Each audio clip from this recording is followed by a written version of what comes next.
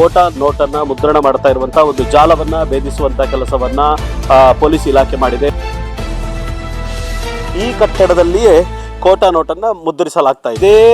ಏನು ಮಿಷಿನ್ ಅನ್ನ ಬಳಸಿ ಕೋಟಾ ನೋಟನ್ನ ಪ್ರಿಂಟ್ ಮಾಡ್ತಾ ಇದ್ದಂತಹದ್ದು, ಯಾರಾದ್ರೂ ಬಂದ್ರೆ ಹೋದ್ರೆ ಗೊತ್ತಾಗುವಂತಹದ್ದು. ಸೊ ಅದನ್ನ ಆಂಟನಕ್ಕೆ ಕನೆಕ್ಟ್ ಮಾಡಿರುವಂತಹದ್ದು, ಎಮರ್ಜೆನ್ಸಿ ಇದ್ದಂತ ಸಂದರ್ಭದಲ್ಲಿ ಉಪಯೋಗ ಮಾಡುವಂತ ಸೈರನ್ ವ್ಯವಸ್ಥೆಯನ್ನು ಕೂಡ ಇಲ್ಲಿ ಅಳವಡಿಸಿರುವಂತಹದ್ದನ್ನು ನಾವು ನೋಡ್ತಾ ಇದ್ದೇವೆ. ಕೋಟಾ ನೋಟು ಮುದ್ರಣ ದಂಧೆಯನ್ನ ಭೇದಿಸಿತ್ತು. ಈಗ ಎಲ್ಲ ವಸ್ತುಗಳನ್ನ ಏನು ಸೀಸ್ ಮಾಡಿಕೊಂಡಿದೆ ಇಲಾಖೆ. ಇದನ್ನು ತನಿಖೆ ಮಾಡಿದರೆ ಇದರ ಹಿಂದ್ಗಡೆ ಏನು ಸಂಘಟನೆಗಳು ಇರ್ಬೋದು, ಯಾವುದಾದ್ರೂ ಒಂದು ಜಿಹಾದಿ ಸಂಘಟನೆಗಳು ಇರ್ಬೋದು ಅನ್ನುವಂಥ ಒಂದು ಹೆದರಿಕೆ ಆಗ್ತಾ ಇದೆ ನಮಗೆ. ಯಾಕಂತ ಹೇಳಿದರೆ ಅಲ್ಲಿ ಸಿಕ್ಕಿರುವಂಥ ವಸ್ತುಗಳು ಭಾರಿ ದೊಡ್ಡ ಮಿಷಿನರಿ ಇರ್ಬೋದು, ಆಮೇಲೆ ಈ ಊರಲ್ಲಿ ಅಂಥ ಒಂದು ಆ ಶಕ್ತಿಗಳಿಗೆ ಒಂದು ಲಿಂಕ್ ಇರ್ಬೋದು ಅನ್ನುವಂಥ ಒಂದು ಅನುಮಾನ ಬರ್ತಾ ಇದೆ ನಮಗೆ.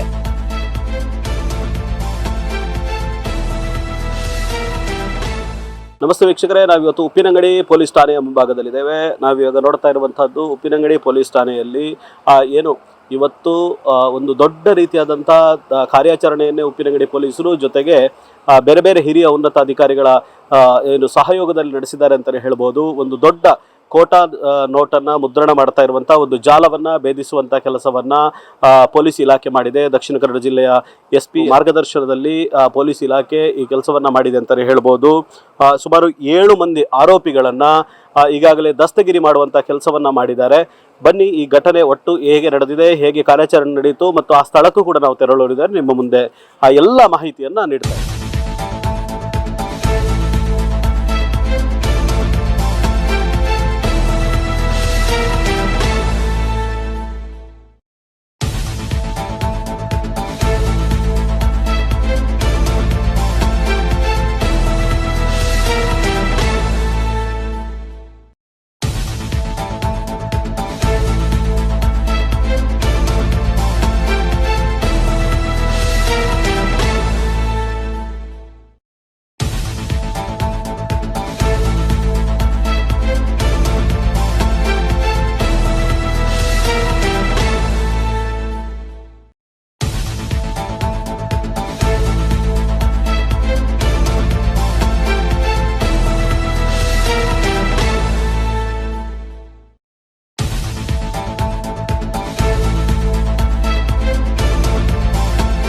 ನಾವಿವಾಗ ದೃಶ್ಯಾವಳಿಗಳಲ್ಲಿ ನೋಡ್ತಾ ಇದ್ದೇವೆ ಯಾವ ರೀತಿ ದಕ್ಷಿಣ ಕನ್ನಡ ಜಿಲ್ಲೆಯ ದಕ್ಷ ಪೊಲೀಸ್ ಇಲಾಖೆ ಏನು ಒಂದು ಕೋಟಾ ನೋಟು ಮುದ್ರಣ ದಂಧೆಯನ್ನ ಭೇದಿಸಿತ್ತು. ಈಗ ಎಲ್ಲ ವಸ್ತುಗಳನ್ನ ಏನು ಸೀಸ್ ಮಾಡಿಕೊಂಡಿದೆ ಇಲಾಖೆ, ಅದನ್ನ ಈಗ ಸ್ಥಳಾಂತರ ಮಾಡುವಂತ ದೃಶ್ಯಾವಳಿಗಳನ್ನ ನಾವೀಗ ನೋಡ್ತಾ ಇದ್ದೇವೆ. ಅದರ ಜೊತೆಗೆ ಇಲ್ಲಿ ಒಂದಷ್ಟು ವಾಹನಗಳು ಕೂಡ ಏನು ಇರುವಂತಹದ್ದು, ಯಾರು ಇಲ್ಲಿ ಈ ಕೋಟಾ ನೋಟು ದಂಧೆಯಲ್ಲಿ ಇನ್ವಾಲ್ವ್ ಆಗಿದ್ರು ಸ್ಥಳೀಯ ಇಲ್ಲಿ ಸಿರಾಜ್, ಅದೇ ಜೊತೆ ಅನೇಕರು ಬೇರೆ ಬೇರೆ ಭಾಗದವರು ಇಲ್ಲಿದ್ದಂತಹದ್ದು.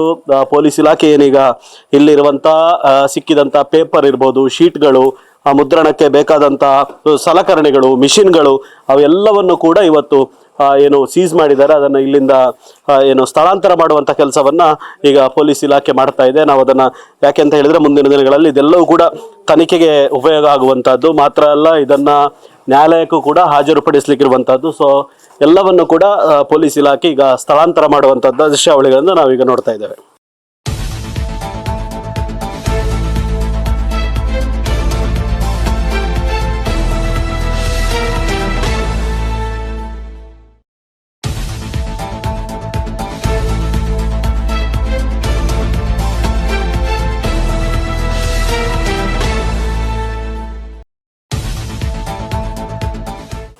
ದೃಶ್ಯಾವಳಿಯಲ್ಲಿ ನಾವೀಗ ಏನು ನೋಡ್ತಾ ಇದ್ದೇವೆ, ಇದೇ ಮಿಷಿನ್ ಅನ್ನ ಬಳಸಿ ಕೋಟಾ ನೋಟನ್ನ ಮುದ್ರಣೆ ಮಾಡ್ತಾ ಇದ್ದಂಥದ್ದು ಈಗ ನಾವೀಗ ದೃಶ್ಯಾವಳಿಗಳನ್ನು ನೇರವಾಗಿ ನೋಡ್ತಾ ಇರುವಂಥದ್ದು.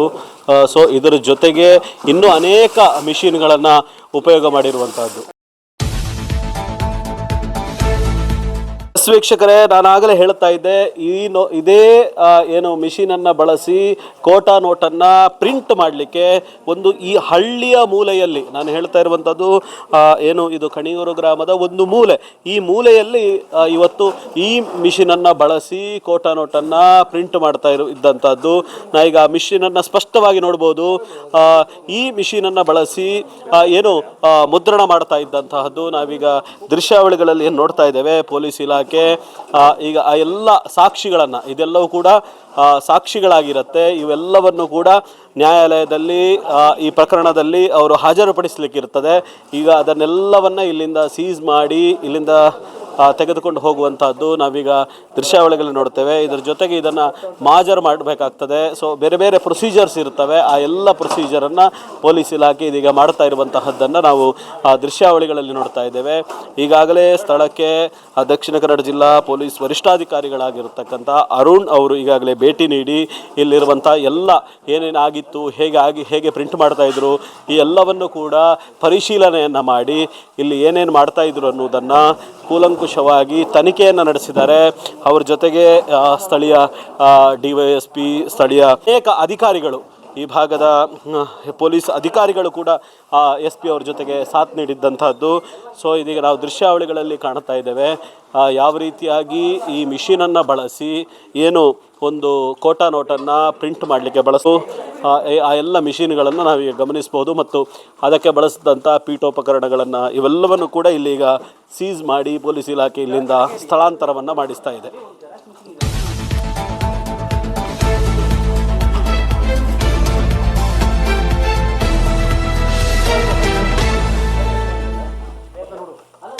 ಉಪ್ಪಿನಂಗಡಿ ಪೊಲೀಸ್ ಠಾಣಾ ವ್ಯಾಪ್ತಿನಲ್ಲಿ ಕೋಟಾ ನೋಟ್ ಪ್ರಿಂಟ್ ಮಾಡ್ತಾ ಇದ್ದಾರೆ ಎಂದು ಒಂದು ದೂರು ಬಂದಿದೆಯೇ. ಅದರ ರಿಲೇಟೆಡ್ ನಮ್ಮ ಪೊಲೀಸ್ ಹೋಗಿ ಅಲ್ಲಿ ರೈಡ್ ಮಾಡಿದ್ದಾರೆ. ಅಲ್ಲಿ 7 ಜನ ಅಕ್ಯೂಸ್ಡನ್ನು ಅರೆಸ್ಟ್ ಮಾಡಲಾಗಿದೆ. ಅಲ್ಲಿ ಅವರು ಪ್ರಿಂಟ್ ಮಾಡಲಿಕ್ಕೆ ತೊಗೊಂಡಿರುವ ಎಕ್ವಿಪ್ಮೆಂಟ್ಸು ಮತ್ತು ಅಲ್ಲಿ ಪೇಪರ್ನಲ್ಲಿ ಪ್ರಿಂಟ್ ಮಾಡಿರುವ ಡಿನಾಮಿನೇಷನ್ ಜೊತೆ ಎಲ್ಲ ಡಾಕ್ಯುಮೆಂಟ್ಸನ್ನು ಸೀಸ್ ಮಾಡಲಾಗಿದೆ. 7 ಜನ ಅಕ್ಯೂಸ್ಡ್ಗಳು ಡೀಟೇಲ್ಸ್ ಮತ್ತು ಏನೇನು ಸಿಕ್ಕಿದೆ ಇವತ್ತು ಸಂಜೆ ಒಳಗೆ ನಾನು ಕಳಿಸ್ತೀನಿ. ಅದರ ರಿಲೇಟೆಡ್ ಕ್ರೈಮ್ ನಂಬರ್ 103/26 ಅಂಡರ್ 178 ಮತ್ತು 181 BNSನಲ್ಲಿ ಪ್ರಕರಣ ದಾಖಲಾಗಿದೆ. ಅಂದರೆ ಅದು ಪ್ರಿಂಟ್ ಮಾಡಿ ಇಟ್ಟಿದ್ರು, ಅದೇನು ಇನ್ನೂ ಕಟ್ ಮಾಡಿ ಬಂಡಲ್ ಥರ ಹಾಕಲಿಲ್ಲ. ಸೊ ನಾವು ಅದು ಮೌಲ್ಯ ಎಷ್ಟು ಎಂದು ಹೆಂಗೆ ಹೇಳೋದು ಈಗ. ಸೊ ಪೇಪರ್ನಲ್ಲಿ ಪ್ರಿಂಟ್ ಮಾಡಿದ್ದು ಅಂದರೆ it is in the process. ಅವರು ಇನ್ನೂ ಅದು ಇದು ಮಾಡಲಿಲ್ಲ. ಎಷ್ಟು ದಿವಸವಾಗಿ ಈಗ ರೀಸೆಂಟಾಗಿ ಬಂದಿದ್ದಾರೆ ಅಲ್ಲಿ ಎಂದು ಮಾಹಿತಿ ಇದೆ. ಎಷ್ಟು ದಿವಸವಾಗಿ ಇದ್ದಾರೆ ಅದನ್ನು ಡೀಟೇಲಾಗಿ ನಾನು ವೆರಿಫೈ ಮಾಡಿ ಸಂಜೆ ಒಳಗೆ ಪ್ರೆಸ್ ನೋಟ್ ಕಳಿಸ್ತೀನಿ. ಬಾಡಿಗೆಗೆ ಒಬ್ಬರ ಹತ್ರ ಎಂದು ತೊಗೊಂಡಿದ್ದಾರಂತೆ, ಈ ತಿಂಗಳಿಗೆ ತೊಗೊಂಡಿದ್ದಾರೆ ಎಂದು ಪ್ರಥಮವಾಗಿ ಹೇಳಿದ್ದಾರೆ. ಅದು ಎಷ್ಟು ದಿವಸವಾಗಿ ಇವರು ಮೂವ್ ಆಗಿದ್ದಾರೆ, ಎಷ್ಟು ದಿವಸವಾಗಿ ಮಾಡ್ತಾ ಇದ್ದಾರೆ, ಎಕ್ಸಾಕ್ಟ್ ಡೀಟೇಲ್ಸ್ ಸಂಜೆ ಒಳಗೆ ಕಳಿಸ್ತೀನಿ. ಸೀಸ್ ಆಗಿರೋದಾ? ಓಕೆ. ಬಂಡಲು A4 ಶೀಟ್ನಲ್ಲಿ ಪ್ರಿಂಟ್ ಮಾಡಿರುವ ಶೀಟ್ಸು ಒಂದು 21 ಶೀಟ್ಸ್ನಲ್ಲಿ ಪ್ರಿಂಟ್ ಮಾಡಿದ್ದಾರೆ. ಮತ್ತು ಮಾನಿಟರು ಮತ್ತು CPU ಮತ್ತು ಪೇಪರ್ ಕಟ್ ಮಾಡುವ ಬ್ಲೇಡ್ ಕಟರ್ಸು, ಸ್ಕೇಲು ಮತ್ತು ಲ್ಯಾಂಪು, ಗಾಂಧೀಜಿ ಇರುವ ಸೀಲು ಮತ್ತು ಅದು RBI ಸೆಕ್ಯೂರಿಟಿ ಥ್ರೆಡ್ ಎಂದಿರುತ್ತಲ್ಲ ಅದು, PVC ಗ್ಲಾಸು, ಇದೆಲ್ಲ ಸೀಸ್ ಆಗಿದೆ. ಡೀಟೇಲ್ ಲಿಸ್ಟ್ ಕಳಿಸ್ತೀನಿ ಪ್ರೆಸ್ ನೋಟ್ನಲ್ಲಿ.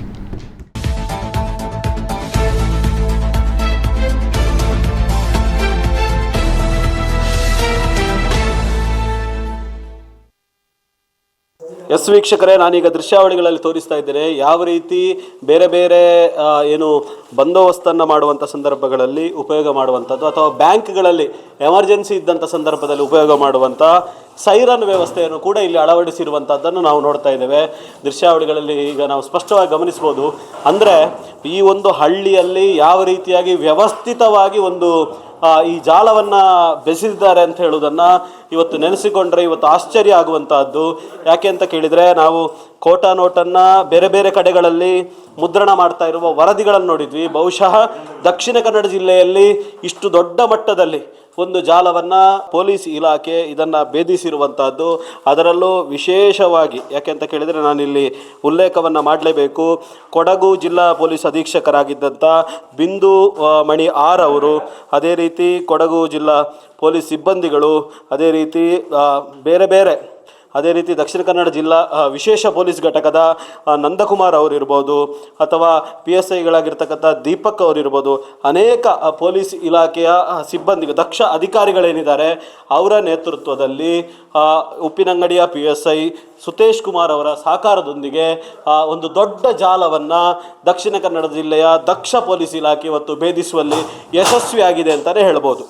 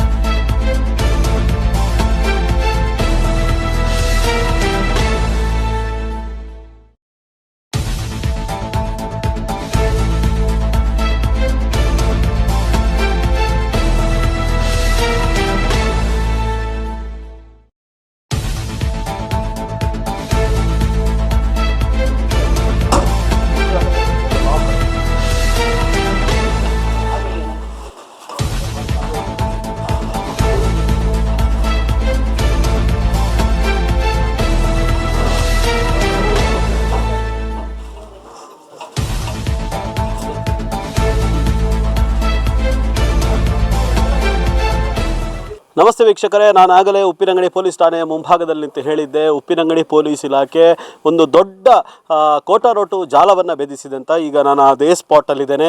ಇದು ಬೆಳ್ತಂಗಡಿ ತಾಲೂಕಿನ ಕಣಿಯೂರು ಗ್ರಾಮದ ಅಡೆಂಜ ಎನ್ನುವಂಥ ಜಾಗ. ಇಲ್ಲಿ ನಾವೀಗ ಕಾಣ್ತಾ ಇರ್ಬೋದು ಹಿಂದ್ಗಡೆ ಯಾವ ಕಟ್ಟಡವನ್ನು ನೋಡ್ತಾ ಇದ್ದೇವೆ. ಈ ಕಟ್ಟಡದಲ್ಲಿಯೇ ಕೋಟಾ ನೋಟನ್ನು ಮುದ್ರಿಸಲಾಗ್ತಾ ಇತ್ತು. ಈ ಕಟ್ಟಡವನ್ನು ನೋಡ್ತಾ ಹೋದರೆ ಇಲ್ಲೊಂದು ಏನು ಅರೇಬಿಕ್ ಭಾಷೆಯಲ್ಲಿ ಬರೆದಿರ್ತಕ್ಕಂಥ ಒಂದು ಬೋರ್ಡನ್ನು ಬಿಟ್ಟರೆ 4 ರೂಮುಗಳನ್ನು ಈ ಕಟ್ಟಡದಲ್ಲಿ ನಾವು ಗಮನಿಸ್ಬೋದು. ಆ 4 ರೂಮುಗಳಲ್ಲೂ ಮುದ್ರಣಕ್ಕೆ ಬಳಸಿರುವಂಥದ್ದು. ಅದರ ಜೊತೆಗೆ ಮೇಲ್ಗಡೆ ನಾವು ದೃಶ್ಯಾವಳಿಗಳಲ್ಲಿ ಸಾಧ್ಯ ಆದರೆ ತೋರಿಸ್ತಾರೆ ಅಂದ್ಕೊಳ್ತೇನೆ ನಾನು ಈ ಬಿಲ್ಡಿಂಗಿನ ಒಳಗೆ ಒಂದು ಸೈರನ್ನ ವ್ಯವಸ್ಥೆ ಇರುವಂಥದ್ದು, ಯಾರಾದರೂ ಬಂದರೆ ಹೋದರೆ ಗೊತ್ತಾಗುವಂಥದ್ದು. ಸೊ ಅದನ್ನು ಆ್ಯಂಟನಕ್ಕೆ ಕನೆಕ್ಟ್ ಮಾಡಿರುವಂಥದ್ದು. ಸೊ ನಾವು ಅದನ್ನು ಕೂಡ ಇಲ್ಲಿ ದೃಶ್ಯಾವಳಿಗಳಲ್ಲಿ ಗಮನಿಸ್ತಾ ಇದ್ದೇವೆ. ಯಾವ ರೀತಿಯಾಗಿ ಬಹುಶಃ ಇದೊಂದು ಗ್ರಾಮೀಣ ಪ್ರದೇಶ, ಒಂದು ಹಳ್ಳಿಯ ಪ್ರದೇಶ.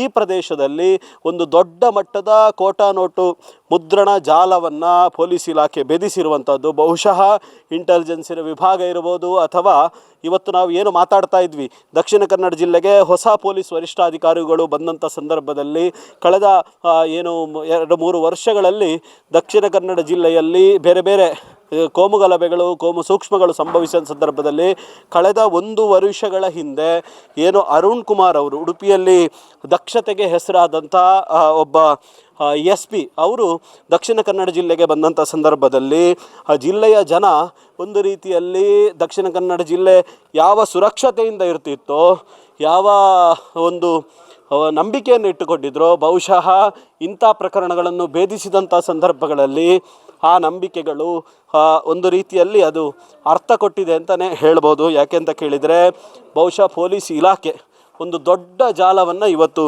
ಭೇದಿಸಿದೆ ಅಂತಲೇ ಹೇಳ್ಬೋದು.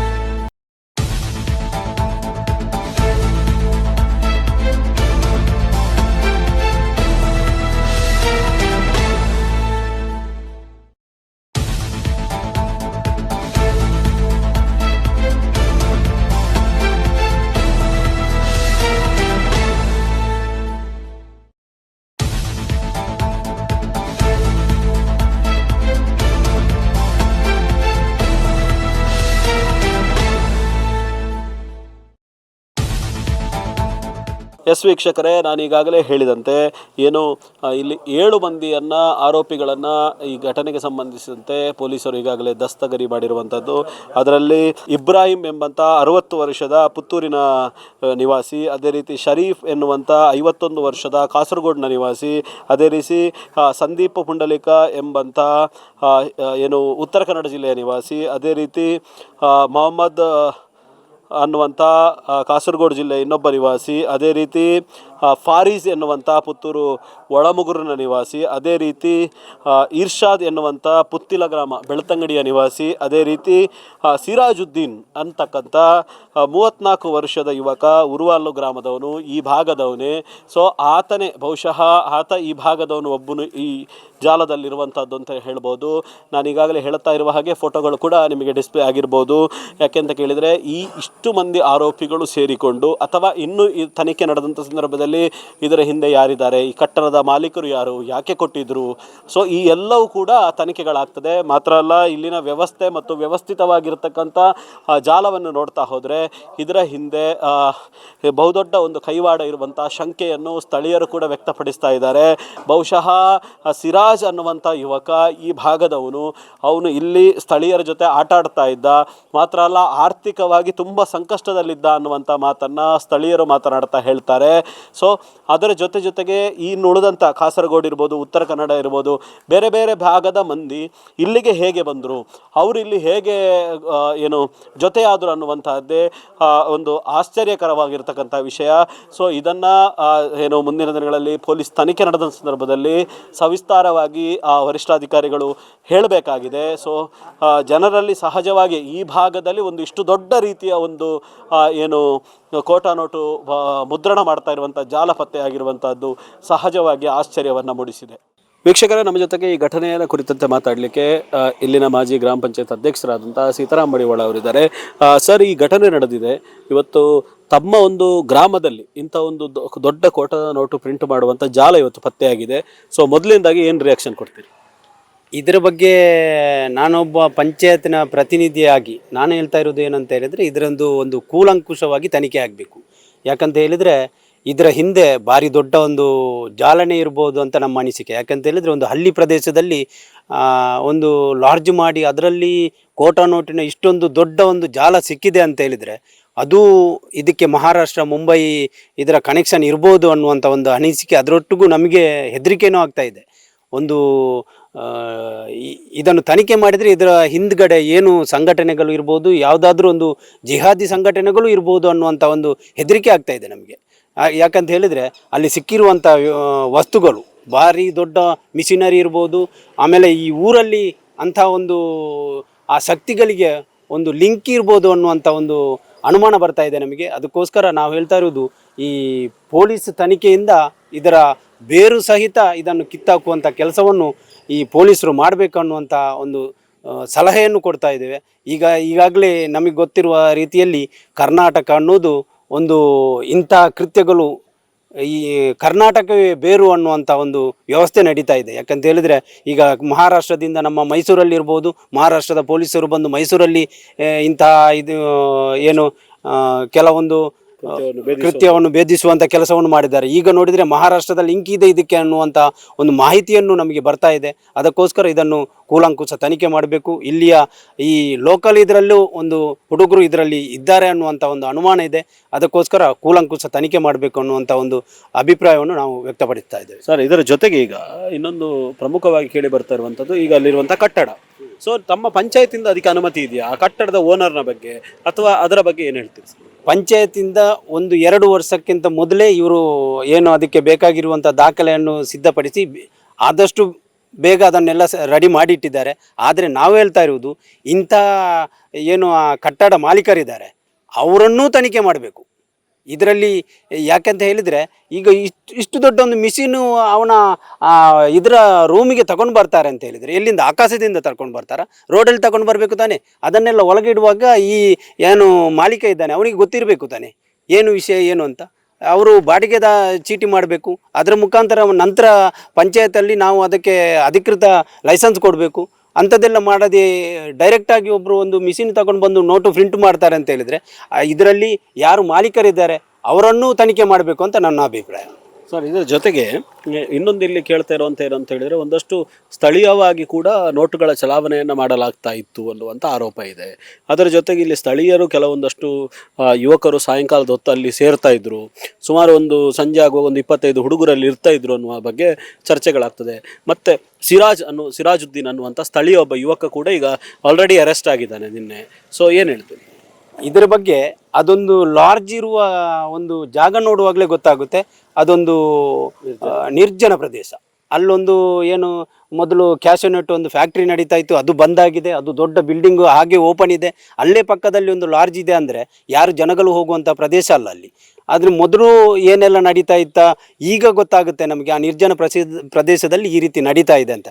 ಹಾಗೆ ನೋಡುವಾಗ ಗೊತ್ತಾಗುತ್ತೆ ನಮ್ಮ ಸ್ಥಳೀಯರು ಅದರಲ್ಲಿ ಇರ್ಬೋದು. ಆ ತನಿಖೆಯಲ್ಲಿ ಪೊಲೀಸ್ನವರು ಅದನ್ನು ಹೊರಗೆ ತರಿಸಬೇಕು ಅಂತ ನಮ್ಮ ಅಭಿಪ್ರಾಯ. ಈಗ ಬಂಧನಾಗಿರ್ತಕ್ಕಂಥ ಸ್ಥಳೀಯನಾಗಿರ್ತಕ್ಕಂಥ ಸಿರಾಜುದ್ದೀನ್ ಬಗ್ಗೆ ತಮ್ಗೇನಾದ್ರು ಗೊತ್ತಾ? ತಾವು ನೋಡಿದ್ದೀರಾ? ನೋಡಿದ್ದೀವಿ ಅಷ್ಟೇ. ಏನು ಪೈಂಟರ್ ಕೆಲಸ ಮಾಡ್ತಾ ಇದ್ದ, ಈ ಕಡೆ ಎಲ್ಲ ಆ ಕಡೆ ಈ ಕಡೆ ಹೋಗುವವನನ್ನು ನಾವು ನೋಡಿದ್ದೀವಿ ಅಷ್ಟೇ. ಈಗ ಗೊತ್ತಾಯಿತು ಅವನು ಆ ಇದರಲ್ಲಿ ಇದ್ದಾನೆ ಅನ್ನೋದು ಅನುಮಾನ ಬಂದದ್ದು ಈಗಲೇ ಗೊತ್ತಾದಷ್ಟೇ ನಮಗೆ. ಅದರ ಬಗ್ಗೆ ನಮಗೆ ಅಷ್ಟೊಂದು ಅವನ ಬಗ್ಗೆ ಪರಿಚಯ ನಮಗೆ ಅಷ್ಟೊಂದಿಲ್ಲ. ಓಕೆ ಸರ್, ಈಗ ಒಟ್ಟು ಈ ಘಟನೆಯನ್ನು ನೋಡ್ತಾ ಹೋದರೆ ಈ ಘಟನೆಯಲ್ಲಿ ಸ್ಥಳೀಯರ ಇನ್ವಾಲ್ವ್ಮೆಂಟ್ ಉಂಟಾ ಇಲ್ಲೋ ಅದೆಲ್ಲ ತನಿಖೆ ಆಗ್ತದೆ. ಪೊಲೀಸ್ ಇಲಾಖೆ ಈಗ ತನಿಖೆ ಮಾಡಿ ಇದೆಲ್ಲವನ್ನು ವರದಿಯನ್ನು ಕೊಟ್ಟಿರ್ತದೆ. SP ಅವರು ಕೂಡ ಈಗ ಸ್ಥಳಕ್ಕೆ ಭೇಟಿ ನೀಡಿದರು. ಸೊ ಅವಳೆಲ್ಲ ಪರಿಶೀಲನೆ ಮಾಡಿ ಹೋಗಿದ್ದಾರೆ. ಸರ್, ಒಂದು ಗ್ರಾಮದಲ್ಲಿ, ಒಂದು ಹಳ್ಳಿಯ ಪ್ರದೇಶ ಇದು, ಕಣಿಯೂರು ಅಂತ ಹೇಳಿದ್ರೆ ಬೆಳ್ತಂಗಡಿ ತಾಲೂಕಿನ ಒಂದು ಹಳ್ಳಿ ಪ್ರದೇಶ, ಕುಗ್ರಾಮ ಅಂತಲೇ ಹೇಳ್ಬೋದು. ಆದರೆ ಇಲ್ಲಿ ವ್ಯವಸ್ಥೆಗಳೆಲ್ಲ ಇದೆ. ಒಂದು ಹಳ್ಳಿಯ ಪ್ರದೇಶ ಇದು. ಈ ಹಳ್ಳಿ ಪ್ರದೇಶದಲ್ಲಿ ಇಂಥ ಚಟುವಟಿಕೆಗಳು ನಡೀತವೆ. ಇನ್ನು ಬೇರೆ ಬೇರೆ ಚಟುವಟಿಕೆಗಳು ನಡೀಬೋದಲ್ಲ ಇಲ್ಲಿ? ಅಥವಾ ಜನರಿಗೆ ಒಂದು ಆತಂಕ ಉಂಟಾಗುವಂಥ ಪರಿಸ್ಥಿತಿ ಅಲ್ವ? ಅದಕ್ಕೆ ನಾವು ಹೇಳ್ತಾ ಇರೋದು, ಇಂಥದ್ದನ್ನು ಬೇರು ಸಹಿತ ಈಗಲೇ ಕಿತ್ತು ಹಾಕಿದರೆ ಮುಂದಕ್ಕೆ ನಡೆಯುವಂಥ ದೊಡ್ಡ ದೊಡ್ಡ ಅನಾಹುತಗಳನ್ನು ತಪ್ಪಿಸಬಹುದು ಅನ್ನುವಂಥ ಇದರಲ್ಲಿ ನಾವು ಹೇಳ್ತಾ ಇದ್ದೀವಿ. ನಮ್ಮ ಈ ಗ್ರಾಮದಲ್ಲಿ ಈ ಥರದ್ದು ಬರಬಾರ್ದು. ಈಗಾಗಲೇ ಬೆಳಗ್ಗೆಯಿಂದಲೂ ಶುರು ಮಾಡಿದ್ದಾರೆ, ನಮಗೆ ಎಲ್ಲ ವಾಟ್ಸಪ್ಪಲ್ಲಿ ಬರುವುದು ನಿಮ್ಮ ಇದರಲ್ಲಿ ಈ ರೀತಿ ಆಗಿದೆ ಅಂತ. ನಮ್ಮ ಒಂದು ಗ್ರಾಮಕ್ಕೂ ಕೆಟ್ಟ ಹೆಸರು ಬಂದಿದೆ. ಅದಕ್ಕೋಸ್ಕರ ಅದನ್ನು ಕೂಲಂಕುಷ ತನಿಖೆ ಮಾಡಿ ಬೇರು ಸಹಿತ ಕಿತ್ತಾಗುವಂಥ ಕೆಲಸವನ್ನು SP ಅವರ ಮುಖಾಂತರ ಮಾಡಬೇಕು ಅಂತ ನಮ್ಮ ಅನಿಸಿಕೆ. ಸರಿ ಸರ್, ಧನ್ಯವಾದಗಳು. ಎಸ್ ವೀಕ್ಷಕರೇ, ಇದಿಷ್ಟು ಇಲ್ಲಿನ ಗ್ರಾಮ ಪಂಚಾಯತಿನ ಮಾಜಿ ಅಧ್ಯಕ್ಷರು ಹೇಳಿರುವಂಥ ಮಾತುಗಳು. ಒಟ್ಟಿನಲ್ಲಿ ಈ ಘಟನೆಯನ್ನು ನೋಡ್ತಾ ಹೋದರೆ ಸ್ಥಳೀಯರ ಇನ್ವಾಲ್ವ್ಮೆಂಟ್ ಇಲ್ಲದೆ ಇಲ್ಲಿ ಇಷ್ಟು ಚಟುವಟಿಕೆಗಳು ನಡೆಯಲಿಕ್ಕೆ ಸಾಧ್ಯ ಇಲ್ಲ ಅನ್ನುವಂಥ ಗುಮಾನಿಯನ್ನು ಎಲ್ಲರೂ ಕೂಡ ವ್ಯಕ್ತಪಡಿಸ್ತಾ ಇರುವಂಥದ್ದು. ಕೋಟಾ ನೋಟನ್ನು ಮುದ್ರಣ ಮಾಡ್ತಾ ಇರುವಂಥ ಒಂದು ಜಾಲವನ್ನು ಭೇದಿಸುವಂಥ ಕೆಲಸವನ್ನು ಪೊಲೀಸ್ ಇಲಾಖೆ ಮಾಡಿದೆ. ಈ ಕಟ್ಟಡದಲ್ಲಿಯೇ ಕೋಟಾ ನೋಟನ್ನು ಮುದ್ರಿಸಲಾಗ್ತಾ ಇದೆ. ಏನು ಮಿಷಿನನ್ನು ಬಳಸಿ ಕೋಟಾ ನೋಟನ್ನು ಪ್ರಿಂಟ್ ಮಾಡ್ತಾ ಇದ್ದಂಥದ್ದು, ಯಾರಾದರೂ ಬಂದರೆ ಹೋದರೆ ಗೊತ್ತಾಗುವಂಥದ್ದು. ಸೊ ಅದನ್ನು ಆ್ಯಂಟನಕ್ಕೆ ಕನೆಕ್ಟ್ ಮಾಡಿರುವಂಥದ್ದು, ಎಮರ್ಜೆನ್ಸಿ ಇದ್ದಂಥ ಸಂದರ್ಭದಲ್ಲಿ ಉಪಯೋಗ ಮಾಡುವಂಥ ಸೈರನ್ ವ್ಯವಸ್ಥೆಯನ್ನು ಕೂಡ ಇಲ್ಲಿ ಅಳವಡಿಸಿರುವಂಥದ್ದನ್ನು ನಾವು ನೋಡ್ತಾ ಇದ್ದೇವೆ. ಕೋಟಾ ನೋಟು ಮುದ್ರಣ ದಂಧೆಯನ್ನು ಭೇದಿಸಿತ್ತು. ಈಗ ಎಲ್ಲ ವಸ್ತುಗಳನ್ನು ಏನು ಸೀಸ್ ಮಾಡಿಕೊಂಡಿದೆ ಇಲಾಖೆ, ಇದನ್ನು ತನಿಖೆ ಮಾಡಿದರೆ ಇದರ ಹಿಂದ್ಗಡೆ ಏನು ಸಂಘಟನೆಗಳು ಇರ್ಬೋದು, ಯಾವುದಾದ್ರೂ ಒಂದು ಜಿಹಾದಿ ಸಂಘಟನೆಗಳು ಇರ್ಬೋದು ಅನ್ನುವಂಥ ಒಂದು ಹೆದರಿಕೆ ಆಗ್ತಾ ಇದೆ ನಮಗೆ. ಯಾಕಂತ ಹೇಳಿದರೆ ಅಲ್ಲಿ ಸಿಕ್ಕಿರುವಂಥ ವಸ್ತುಗಳು ಭಾರಿ ದೊಡ್ಡ ಮಿಷಿನರಿ ಇರ್ಬೋದು, ಆಮೇಲೆ ಈ ಊರಲ್ಲಿ ಅಂಥ ಒಂದು ಆ ಶಕ್ತಿಗಳಿಗೆ ಒಂದು ಲಿಂಕ್ ಇರ್ಬೋದು ಅನ್ನುವಂಥ ಒಂದು ಅನುಮಾನ ಬರ್ತಾ ಇದೆ ನಮಗೆ.